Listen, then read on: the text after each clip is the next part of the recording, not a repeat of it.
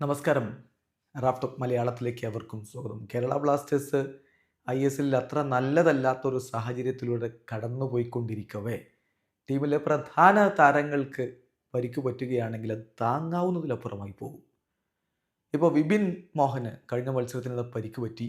ആ പരിക്ക് ഗുരുതരമാണ് എന്ന തരത്തിൽ പല വാർത്തകളും വന്നിരുന്നെങ്കിലും, വിശ്വസനീയമായ ഒരു സോഴ്സിലും പരിക്ക് ഗുരുതരമാണ് എന്ന തരത്തിൽ വന്നിട്ടുണ്ടായിരുന്നില്ല. അതുകൊണ്ട് നമ്മൾ അങ്ങനെ ഒരു വാർത്ത കൊടുത്തിട്ടുണ്ടായിരുന്നില്ല. ഇപ്പോ ഏതായാലും കാത്തിരുന്ന് അദ്ദേഹത്തിൻ്റെ പരിക്കിൻ്റെ കാര്യത്തിൽ നമുക്ക് വിശ്വസനീയമായ സോഴ്സിൽ നിന്ന് തന്നെ ഒരു അപ്ഡേറ്റ് വന്നിരിക്കുകയാണ്. Latest update. അദ്ദേഹം ഉടൻ തിരികെ എത്തും എന്ന് പറഞ്ഞാൽ അടുത്ത 10 ദിവസത്തിനുള്ളിൽ തന്നെ താരം തിരികെ എത്തും എന്നാണ് ഏറ്റവും ലേറ്റസ്റ്റ് ആയിട്ടുള്ള അപ്ഡേറ്റ്. ഇത് വിശ്വസിക്കാവുന്ന സോഴ്സാണ്.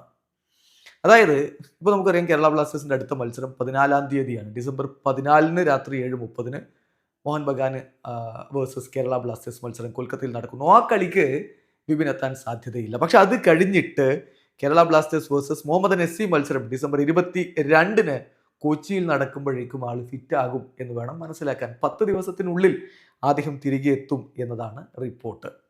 ഇതിപ്പം മാർക്കസ് മെർഹുലാവോ, ടൈംസ് ഓഫ് ഇന്ത്യയുടെ സ്പോർട്സ് എഡിറ്റർ ആയിട്ടുള്ള മാർക്കസ് മെർഹുലാവോയാണ് ഇങ്ങനെ ഒരു അപ്ഡേറ്റ് തന്നിരിക്കുന്നത്. അദ്ദേഹത്തോടൊരു ചോദ്യം, sir, any update about Vipin's injury? Heard some news that he will miss the entire season. Is it true എന്നാണ്.